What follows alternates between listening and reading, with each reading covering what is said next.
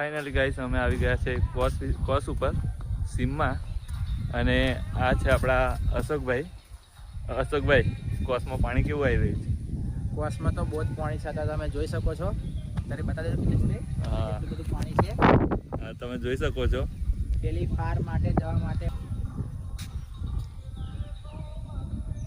જોયું ગાઈસ એટલું પાણી છે, ફૂલ જ પાણી છે. અને આ ખટલાલ છે, આ બાજુ ખટલાલ ગામ, આ બાજુ છે, આ બાજુ ત્યાંથી પાણી આવે છે. આ છે અમારો રસ્તો. અશોકભાઈ રસ્તા વિશે કે છે? રસ્તાની તો શું વાત કરું, તમને જોઈ શકો છો તમે. આ રસ્તો આવો જ બગડેલો છે. અમારે ચોમાસામાં બહુ તકલીફ પડે ગામમાં જવું હોય તો. નથી રોડ કે નથી પેલી ખાલી કોન્ક્રીટ બી નહીં કરેલું, સાદો જ છે. જોઈ શકો તમે. આ બધું પાણીમાં જવું પડે, પડતું પાગોર કશું લેવા જવું હોય તો. રસ્તાની બહુ તકલીફ છે. ભરાઈ જાય તો તમને આવો હું બતાવું, એમાં જવાની પણ તકલીફ પડી જાય છે. હા તો મિત્ર છે. ફાઇનલી જઈ રહ્યા છે, અશોકભાઈ બતાવે છે. તો મિત્રો આપણે ફાઇનલ પહોંચવાના છે.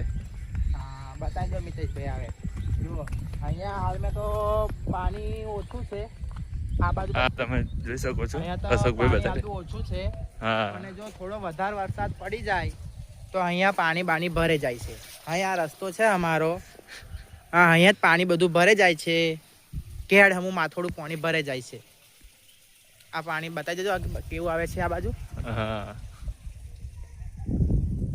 જોયું ગાઈસ? તમે જોઈ શકો છો. પાણી ભરે જાય, રસ્તો પણ ખરાબ થઈ જાય. અને આવો આગળ પણ તમને બીજો રસ્તો બતાવો. હા, અશોકભાઈ જઈ રહ્યા છે. અહીં કોકનો પગ પડી જાય તો પણ એ અંદર જતું રહે. બાઇક લઈને આવતું હોય તો બહુ જાળવીને આવવું પડે. જોઈ શકો છો, હેરાન બાઇક લઈને આવીએ છીએ અમે. હા, વરસાદમાં પણ નોકરી જવું હોય તો બહુ જ તકલીફ છે અમારે.